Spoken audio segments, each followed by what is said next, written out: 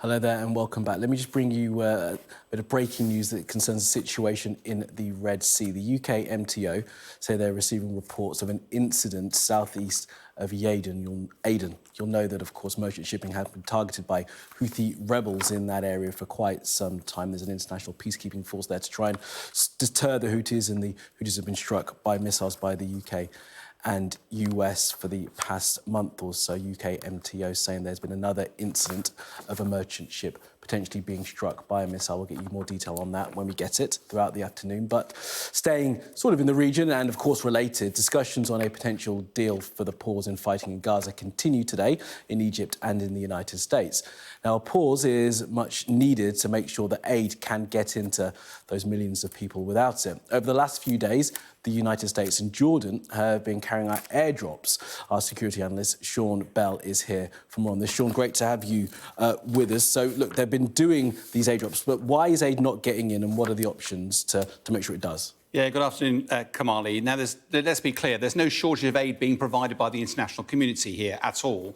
There's clearly a need on the ground. The challenge is actually getting it across the crossing points and then distributing it into those who need it. Now, it's worth putting some scale behind this, because before the 7th of October, when obviously Hamas did their attacks, Gaza has been traditionally dependent on international aid, 500 trucks every single day. Now, ever since the 7th of October, actually the conflict has meant that the number has reduced significantly. The biggest number was through the last operational pause when aid was flooding in. It wasn't. It was only 40% of the level. And at times since then, the number of trucks going through has dropped to only 10 a day. And so as a result, how do you get aid in? Traditionally, it's air, land or maritime. Air route, traditionally the best way is to land the aircraft at an airstrip. The trouble is the airstrip down in Rafah, that was Gaza's international airport, was shut down in 2001, 2 years after being built, and it's now just a ruin. That's not an option. By sea, although you've got the whole of the Mediterranean coast there, you'd imagine there'd be, but there's no established big ports that Gaza has. As a result, the only way to get in is via Egypt and then put it onto trucks, and then in it comes from there. And of course, as soon as you get into the land environment, unfortunately, you're straight into using the land crossings, one of which is at Rafah here, one of Shalom is just down here, both of which in the south, both are controlled by Israel, and to date they have not allowed enough aid through. Right. So tell us about the airdrops that we've had so far, and are we likely to start seeing more of them?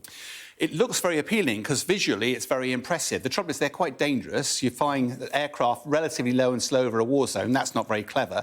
Likewise, when these big parcels of aid hit the ground, they're significant danger of hitting people on the ground.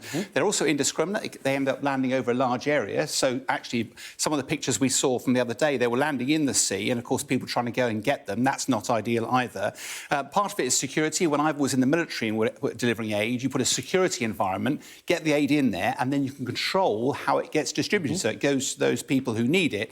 But the really big issue here is just that a C-130, that aircraft, can only deliver 1 truckload of aid. It needs 500 a day, so it's 0.2% of the daily need. So whilst it looks very effective, the harsh reality is that it's not effective here. It's very effective if you're delivering aid to a remote African country, that it would take days to get it there. It's very quick, but it's not ideal for this sort of situation at all. It's been seen here literally a drop in the oceans in some respects. So what is the answer then to getting some of that aid in? Basically, the land's the only viable option. If you look, there is a need in the south, but also to the north. North, there was an air crossing, which has been closed ever since the 7th of October by Israel. Bluntly, there's enough aid there. There's definitely a need. There's definitely volumes of aid. But at the moment, until Israel's committed to actually allowing that aid in, we're going to see a continuing spiralling in the humanitarian situation on the ground. OK, Sean, appreciate that analysis. As always, thank you